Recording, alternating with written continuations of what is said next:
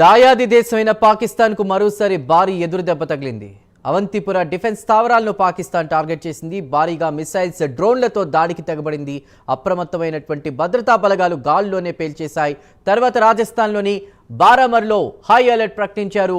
Blackout ఉండడంతో ఎలాంటి లైట్లు వాడొద్దని ప్రజలకు సూచించారు.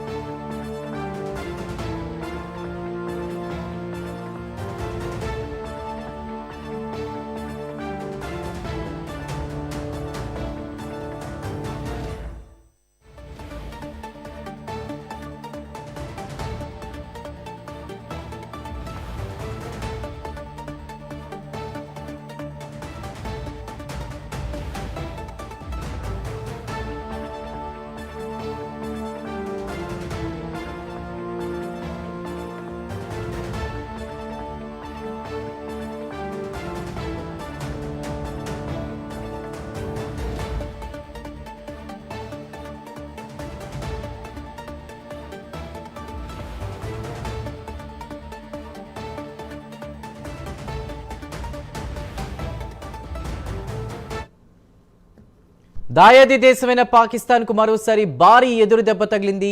అవంతిపుర డిఫెన్స్ స్థావరాలను పాకిస్తాన్ టార్గెట్ చేసింది. భారీగా మిసైల్స్, డ్రోన్లతో దాడికి తెగబడింది.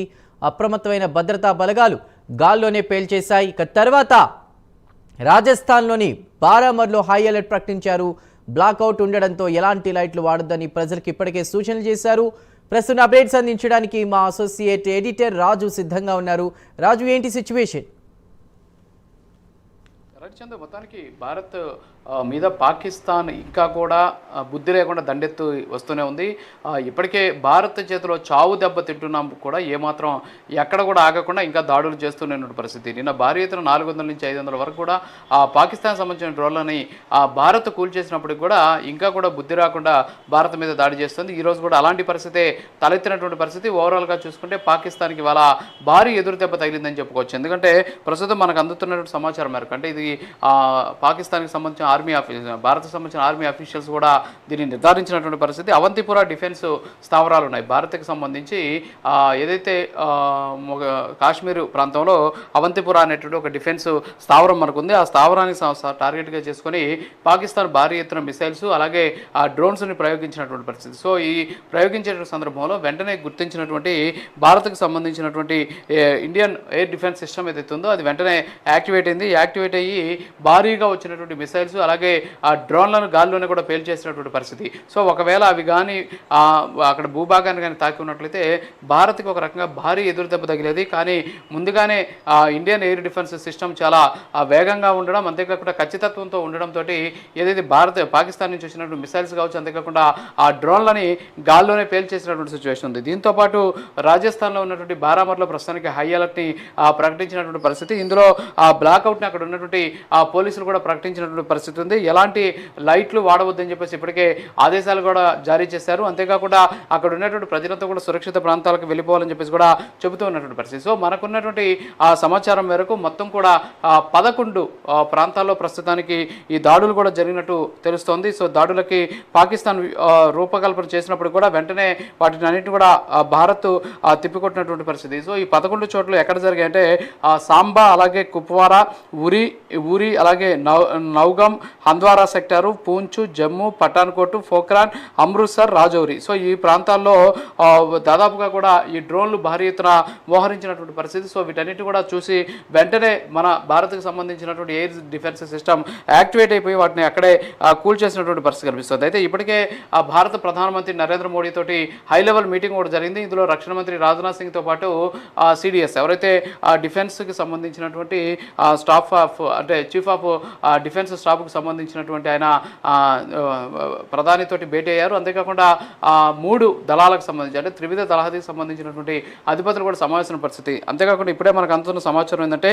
ప్రధానితోటి ఐబీ చీఫ్ తపన్ దేకా కూడా ఆయన కూడా ఇప్పుడు భేటీ అయినట్టు తెలుస్తుంది. ఆయనతో పాటు రా చీఫ్గా ఉన్నటువంటి రవి సిన్హా. సో వీళ్ళిద్దరు కూడా ప్రధాని నరేంద్ర మోడీ తోటి భేటీ అయ్యారు. సో ఓవరాల్గా చూసుకున్నట్లయితే పాకిస్తాన్ మరొకసారి చావు దెబ్బ తిన్నటువంటి పరిస్థితి. ఎందుకంటే చీకటి పడగానే ఒక రకంగా చెప్పాలంటే తెక్కబుట్టి లేకపోతే పిచ్చి పట్టినటువంటి పరిస్థితుల్లో భారత్ మీద దాడికి తెగబడుతూ ఉన్నటువంటి సిచ్యువేషన్. ఇలా దాడులకి తెగబడడం వల్ల భారీ ఎత్తున కూడా పాకిస్తాన్కి నష్టం చోటు చేసుకుంటున్న పరిస్థితి. ఎందుకంటే ఈ మిసైల్స్ కావచ్చు, అంతేకాకుండా డ్రోన్స్ ఏవైతే ఉన్నాయో వాటిని ఎక్కడికక్కడ భారత్ కూల్చేస్తూ ఉన్నటువంటి సిచ్యువేషన్ ఉంది. దీంతో ఒక రకంగా చెప్పాలంటే పాకిస్తాన్కి చావు దెబ్బ తగులుతూ ఉన్నటువంటి సిచ్యువేషన్ కనిపిస్తుంది. చందు, బట్ అదేవిధంగా అక్రమంగా భారత్ భూభాగంలోకి చొరబడుతున్న పాక్ ఫైటర్ జెట్లని ఒకే ఒక్క ఆర్మీ సోల్జర్ కూడా ఇప్పుడే కూల్చివేసినట్టు కూడా మనకు తెలుస్తోంది. అదేవిధంగా చాలామంది మన భారత ఆర్మీ జవాన్లు కూడా కొంతమంది ఇప్పటికే అసూలు బాసినట్టు తెలుస్తోంది. ఏమైనా అప్డేట్స్ ఉన్నాయా రాజు? అయితే వాస్తవంగా అయితే ప్రస్తుతానికి మనకున్నటువంటి సమాచారం మేరకు అయితే ఏదైతే ఇంకా కూడా అంటే ఎన్ని క్యాజువాలిటీస్ ఉన్నాయి, అంతేకాకుండా పాకిస్తాన్కి సంబంధించినటువంటి దాడులు ఏంటి అనే దాని మీద ఇంకా అధికారికమైన ప్రకటన రాలేదు.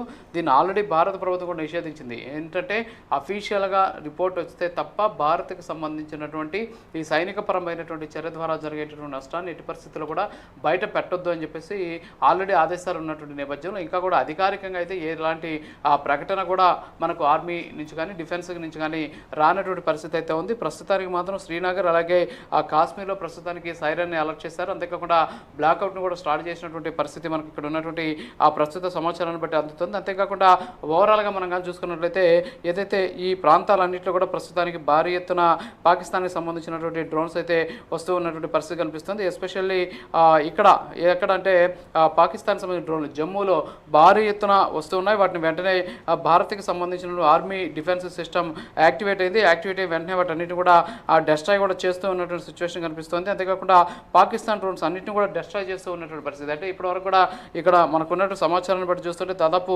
50 నుంచి 60 వరకు ఈ పాకిస్తాన్కి సంబంధించినటువంటి డ్రోన్లని డెస్ట్రాయ్ చేసినట్టు కూడా ఇక్కడ ఉన్నటువంటి పరిస్థితి. అంతేకాకుండా దాదాపుగా కూడా అంటే ఏదైతే బయట నుంచి వస్తాయో అంటే పాకిస్తాన్ నుంచి వచ్చేటటువంటి ఏది వచ్చినా సరే అంటే ఆకాశంలో కనిపించేటటువంటి ఏది కనిపించినా సరే వెంటనే వాటిని న్యూట్రలైజ్ చేసేస్తుంది భారత్కి సంబంధించినటువంటి ఎయిర్ డిఫెన్స్ సిస్టమ్. సో దీన్ని బట్టి చూస్తూ ఉంటే ఓవరాల్గా మనం కానీ చూసుకున్నట్లయితే అక్కడ ఉన్నటువంటి పరిస్థితులు అంటే పాకిస్తాన్ ఏదో చేసేయాలి, భారత్ మీద భారీ ఎత్తున దాడి చేసేయాలి అని చెప్పేసి కలలు కంటూ ఉన్నప్పుడు కూడా కలలన్నీ కూడా సాకారం అయ్యేటటువంటి పరిస్థితి కనిపించలేదు. ఎందుకంటే వాళ్ళ దగ్గర ఉన్నటువంటి ఏదైతే ఆర్మీకి సంబంధించినటువంటి సైనిక సంపత్తి కావచ్చు, అంతేకాకుండా ఏదైతే యుద్ధానికి సంబంధించి వాడేటటువంటి ఈ ఆయుధ సంపత్తి ఏదో ఉందో ఇది భారత్ దగ్గర ఉన్నటువంటి సిస్టమ్ తోటి అంతేకాకుండా భారత్ దగ్గర ఉన్నటువంటి టెక్నాలజీకి ఎక్కడ కూడా ఏమాత్రం కూడా కనీసం దగ్గర కూడా రానటువంటి పరిస్థితి. అంతేకాకుండా భారత్తో పోల్చుకుంటే పాకిస్తాన్ దగ్గర ఉన్నటువంటి ఏ సిస్టమ్ కూడా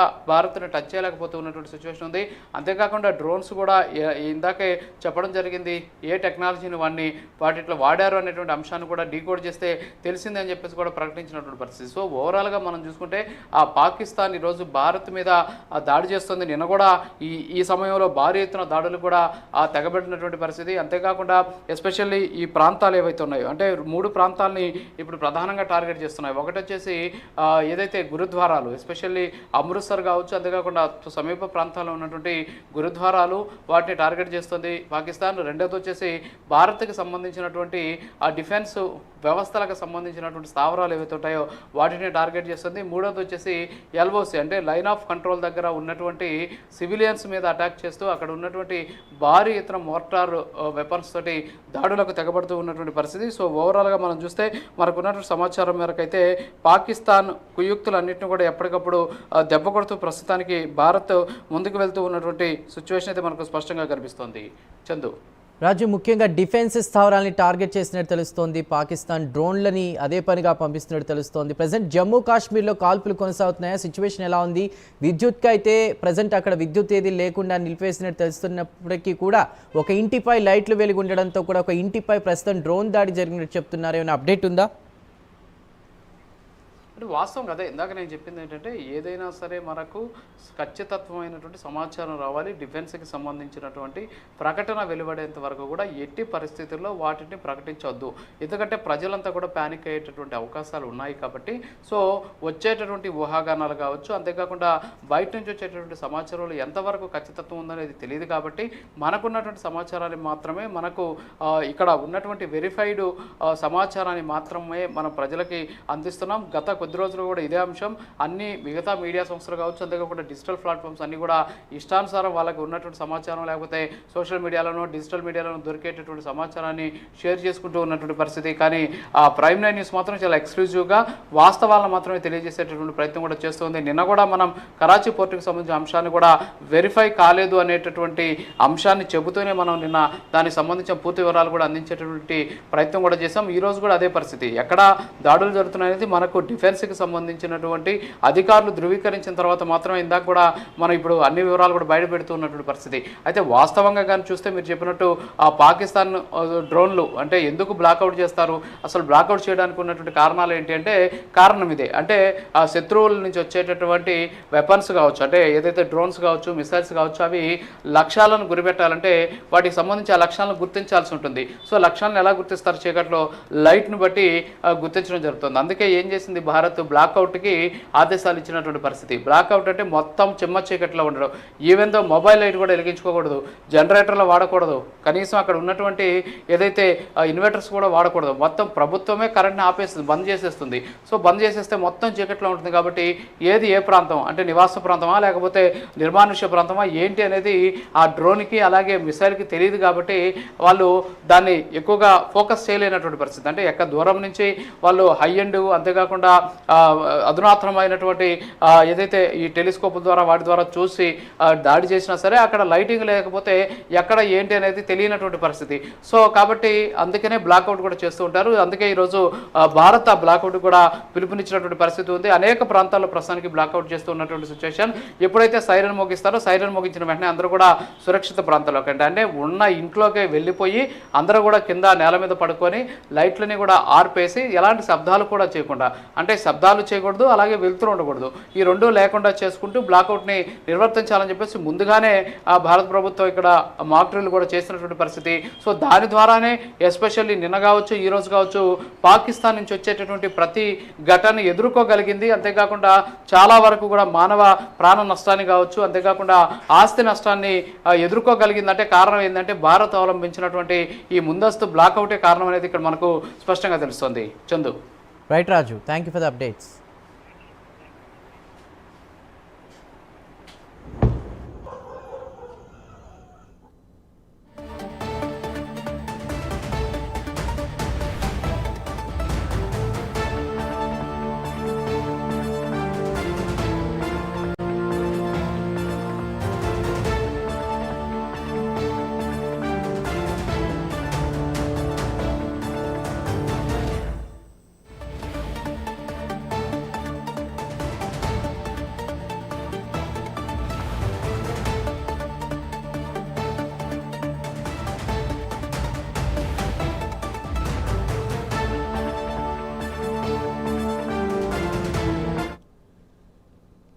రైట్, ఇక అన్ని రాష్ట్రాల సీఎస్లకు కేంద్ర హోంశాఖ లేఖలు పంపినట్టు తెలుస్తోంది. 1968 సివిల్ డిఫెన్స్ చట్టంలోని రూల్ 11 ఉపయోగించానని లేఖలో పేర్కొన్నట్టు తెలుస్తుంది. రూల్ 11 ప్రకారం సైరన్ వంటి అత్యవసర పరికరాలు కొనేందుకు అధికారం ఇచ్చింది. అవసరమైతే అత్యవసర అధికారాలు ఉపయోగించుకోవాలని కూడా లేఖలో వెల్లడించినట్టు తెలుస్తుంది. ప్రస్తుతం జమ్మూలో కాల్పులు కొనసాగుతున్నాయి.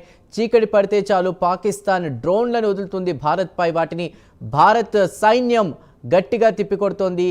ఇక అదేవిధంగా శ్రీనగర్లో పూర్తిగా బ్లాక్అవుట్ అయినట్టు తెలుస్తుంది. ఎక్కడా కూడా సైరన్ మోగిన తర్వాత ప్రజలందరూ సురక్షిత ప్రాంతాలకు వెళ్లాలని, ఇళ్లలోని లైట్లన్నీ కూడా బంద్ చేసుకుని ఉండాలని, చీకటిగా నిర్మానుష్యంగా ఉండాలని కూడా అక్కడ అధికారులు సూచనలు చేసినట్టు తెలుస్తోంది.